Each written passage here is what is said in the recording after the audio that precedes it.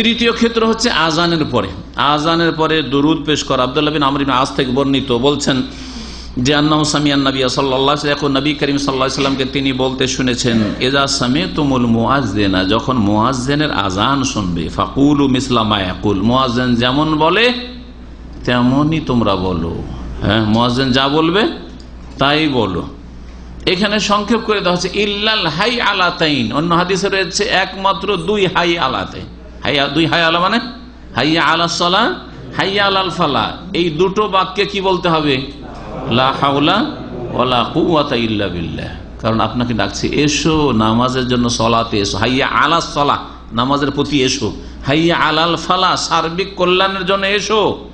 তখন আপনি মুয়াজ্জিনকে যেন বলছেন যে আল্লাহ যদি আমাকে শক্তি দেন তাহলে আমি আসছি। লা হাওলা ওয়ালা কুওয়াতা ইল্লা বিল্লাহ, আল্লাহ ছাড়া আমার কোনো ক্ষমতা নেই নড়াচড়া।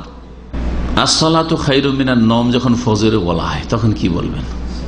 এক শ্রেণীর লোকেরা বলে সাদাক্তা ওয়া বারারতা, হে মুয়াজ্জিন সাহেব সত্য বলেছেন এবং নেকির কথা বলেছেন আপনি, যে ঘুমের চাইতে নামাজ উত্তম।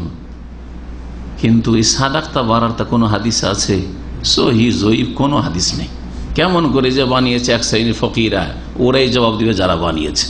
তো এই জন্য যে আম হাদিস রয়েছে যে ইমাম কি বলে, মুয়াজ্জিন যা বলে তাই বলো। সুতরাং আসসালাতু খায়রুম মিনান নওম যখন বলছে আপনি বলেন আসসালাতু খায়রুম মিনান নওম, তার হ্যাঁ করেন।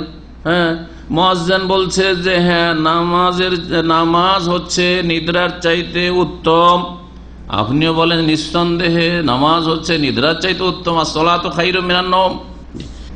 যখন আজান শেষ হয়ে যাবে সুম্মা সাল্লু আলী, আমার উপর সালাত পেশ করা।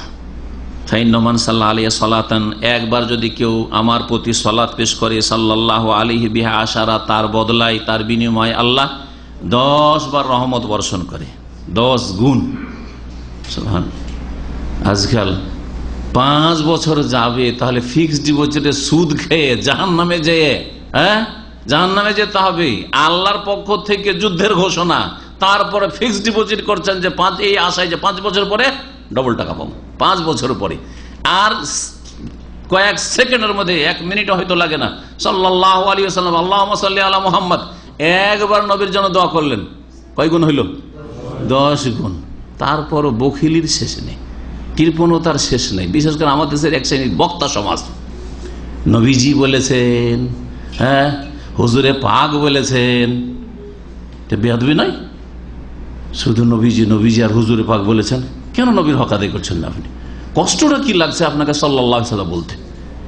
মুহাদ্দিসিনে কেরামকে কষ্ট লাগেনি? কালির অভাব, পয়সার অভাব, কলমের অভাব, কাগজের অভাব। তারপরে প্রত্যেকটা হাদিসে পাণ্ডুলিপিতে তারা লিখেছেন সাল্লাল্লাহু আলাইহি ওয়াসাল্লাম, কালা রাসূলুল্লাহ সাল্লাল্লাহু আলাইহি ওয়াসাল্লাম, কালা নবী সাল্লাল্লাহু আলাইহি ওয়াসাল্লাম। যতবার নবীর নামে ততবার সাল্লাল্লাহু আলাইহি ওয়াসাল্লাম। হাদিসের কিতাবগুলি পড়ে দেখবেন, আছে না নেই?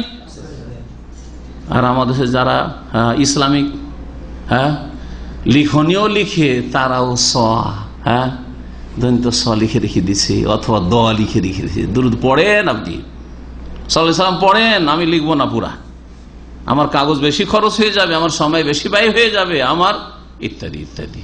কত জাহালত, অজ্ঞতা। আল্লাহ পাক যেন বুঝার তৌফিক দান করেন।